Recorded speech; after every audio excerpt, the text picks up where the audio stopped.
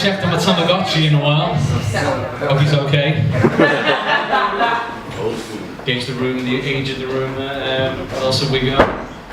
Here's a funny story. I recently changed my ringtone to the sound of me unwrapping a Terry's chocolate orange, eating a whole, then falling into the ground in a fetal position as I wept at the disgusting human being I was. Now I don't know what anyone's trying to call me. Because it happens that often, yeah.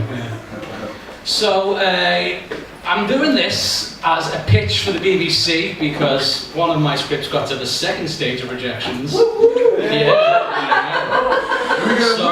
I wrote some BBC 4 jokes that are very pretentious, and I've interspiced some BBC 3 jokes that we can all enjoy there. You'll find them as they come. I've never been very good at hyperbole, which makes me so mad I could tear a brick apart with my teeth. Seagulls are nature's bellends though, aren't they? Yeah. There you go, yeah, there you go. I thought bellends were nature's bellends. Apparently, I have a sudden sense of ennui isn't a good enough reason to leave work early. Do you think Exhibit still pimps things? But like on the sly, like his neighbour will wake up one day and find out he's got like a microwave in his passenger seat and a fucking Exhibit's been here. There you go. So you'd watch that on BBC 3, wouldn't you? A sneaky Exhibit show. What else have we got? Suck called. It wants its raison d'etre back. That's 2 BBC 4. The last BBC 3 gag, which is just, remember Skeeter from that cartoon Doug? What the fuck was his problem? Am I right? But anyway. So I'm 33, which means my life's pretty much over. I've achieved Jesus. There you go. I've achieved nothing on my life apart from outliving Jesus. I don't even have a signature sense, which is a crying shame. I don't understand anything that modern culture has to offer. I don't know what a Post Malone is, and at this point I'm afraid to ask.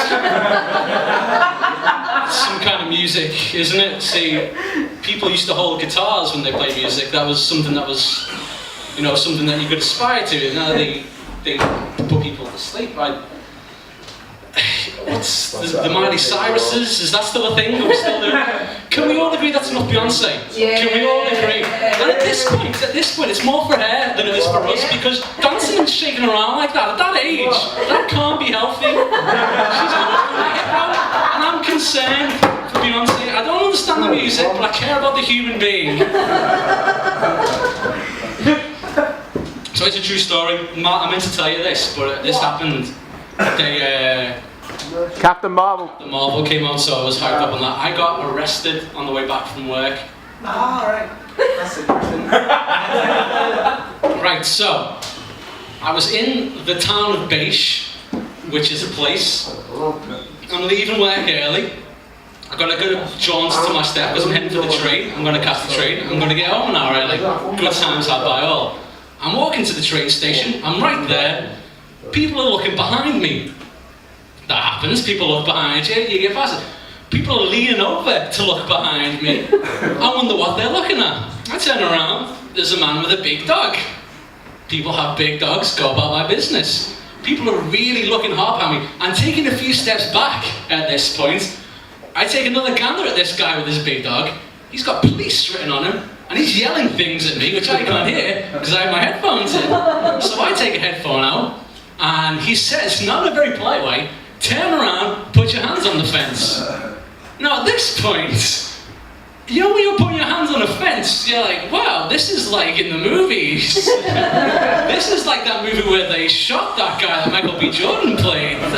Me and Michael B. Jordan get compared to a lot, as you can probably tell, both handsome, talented individuals. I'm already, this is the first 2 minutes into this 20-minute ordeal, and I'm already realising that if this was America, I'd be dead by now. But we go on anyway. The guy's yelling. You match the description of someone wanted in the area. You have a shaved head, and you wear a hoodie from time to time, you match a lot of descriptions apparently. It's one of those things that we've all kind of agreed it's okay to profile people on. I have another rant about this. Have you ever seen a movie where the drug dealer thug wasn't a shaved head bald guy? No, you haven't. Anyway, so I'm standing there with my hands on the fence, with my earphones in, the man's yelling at me, the dog's going ape shit, the dog is going crazy barking, and whatever's going on in my mind, I'm like, why does this dog not like me? This was the worst part of my day so far. The dog was really upset. I was like, can I just come over to you and talk to you, sir? Because there's obviously been a problem here, a miscommunication. And he says, no, because if you move from that fence, that dog's going to go for you. So that dog definitely didn't like me. Okay, I said, can I take this other earphone out? Because I'm still listening to The Offspring at this point. Which, if I want to get shot, I don't want that to be the last thing.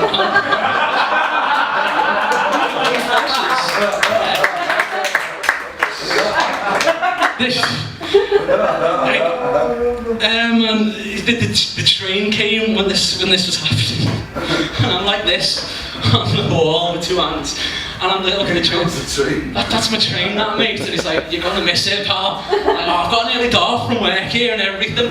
And you know, if you've worked in like customer service or anything, you know, there's always that one knobhead person who gets you at the last minute, and you're like, here we go. Like, he knew what I was going through in that second. Someone's made him stay behind a minute, and he saw it in my eyes. So we had a good rapport going on this guy. Unfortunately, they had to call someone in to fingerprint me, and I swear to God this happened, Matt, this did happen. They had to call someone in to fingerprint me. Guy come, like 2 guys come now. 2 big stocky guys, good cop, bad cop are coming. And the other guy with his dog going on with business. I assume me and the dog are on cool terms now. They do the whole spiel again. But they want my wallet, so they start going through my wallet. I'm like, okay, cool. What have you been up to today, sir? You've been at work. I've got 2 phones because I've been at work. I've got my phone and my work phone. And in my mind, I watched The Wire too many times when I think, shit, he's going to think that's a burner phone. It's a work phone, it's a work phone. I'm cool, don't worry about it. And he's pouring through my wallet. Is there anything in here that I'm going to find that I shouldn't find? No, mate, it's a what? You got your ID in it? Yeah, it's in that pocket there.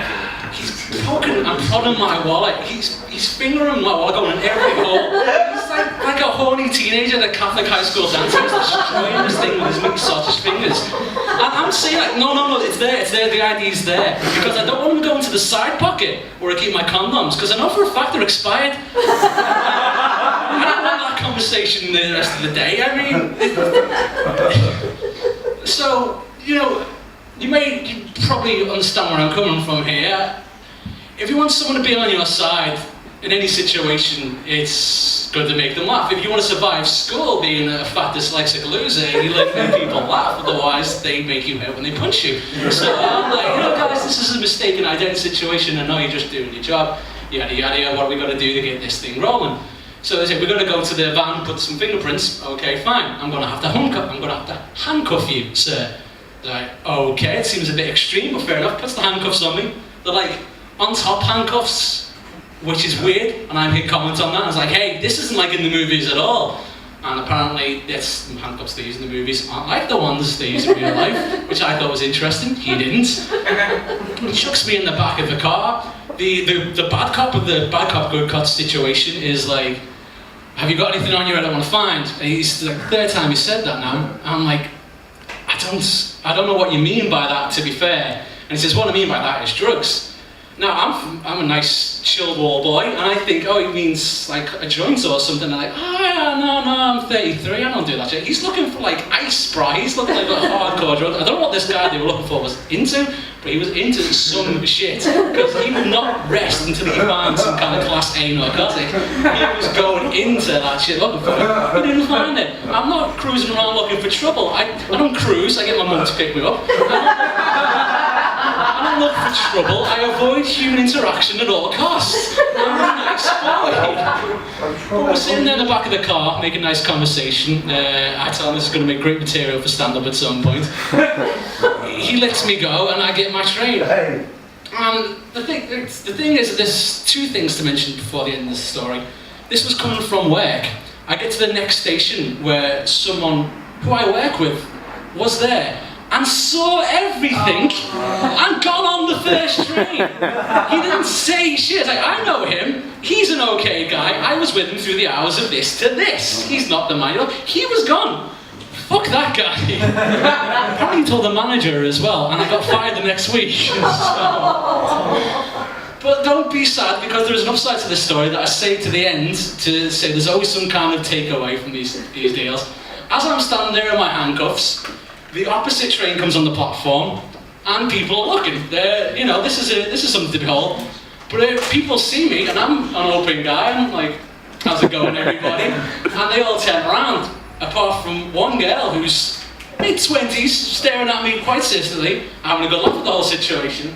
So I'm standing there like this, and it is what is the coolest move of my life, and possibly the only time it's ever been called for in a real situation, winking the gun. With handcuffs on.